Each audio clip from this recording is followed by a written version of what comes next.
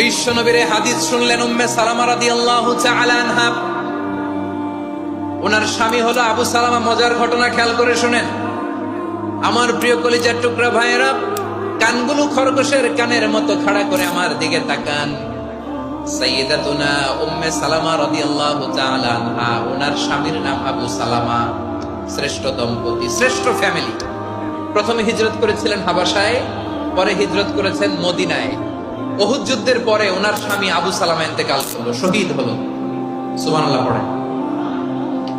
যখন আবু সালামা ইন্তেকাল করলো, উম্মে সালামা রাদিয়াল্লাহু তাআলা আনহা কেঁদে কেঁদে হায়রান। আর নবীর শিখানো বাণী অনুযায়ী তিনি বারবার পড়ছিলেন ইন্না লিল্লাহ। কি পড়ছিলেন?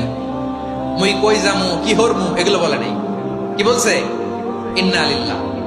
যেহেতু বিশ্বনবী বলেছেন কেউ যদি বিপদের প্রথম ধাক্কায় পড়ে ইন্না লিল্লাহি ওয়া ইন্না ইলাইহি রাজিউন, আল্লাহুম্মা আজুরনি ফি মুসিবাতি ওয়া আখলুফ লি খায়রাম মিনহা, তাহলে এই বিপদে যে সে যা হারালো তার চেয়ে শ্রেষ্ঠ কিছু দিয়ে আল্লাহ তার বদল দিয়ে দিবে।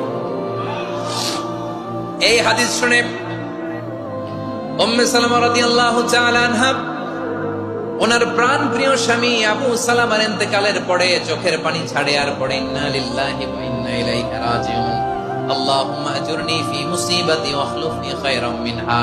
বারবার এই দোয়া পড়ে চোখের পানি ছাড়ে, এই দোয়া পড়ে চোখের পানি ছাড়ে। আর মনে মনে বলে আবু সালামার মতো ভালো মানুষ মদিনাতে নাই, আবু সালামার চেয়েও ভালো মানুষ মদিনাতে নাই। তার চেয়ে ভালো মানুষ কি করে আল্লাহ তাআলা আমারে দিবে? তার চেয়ে ভালো মানুষ তো আমি মদিনাতে দেখি না। চোখের পানি দিয়ে বুক ভাসায় আর নবীর হাদিসের উপর আমল করে পড়ে ইন্না লিল্লাহি ওয়া ইন্না ইলাইহি রাজিউন, ইন্না লিল্লাহি ওয়া ইন্না ইলাইহি রাজিউন। পড়তে পড়তে চোখের পানি ছাড়ে আর চিন্তা করে বিশ্বনবী বললেন এই দোয়া পড়লে যেটা হারালাম তার চেয়ে ভালো কিছু দিয়ে আল্লাহ পুরস্কার দেয়।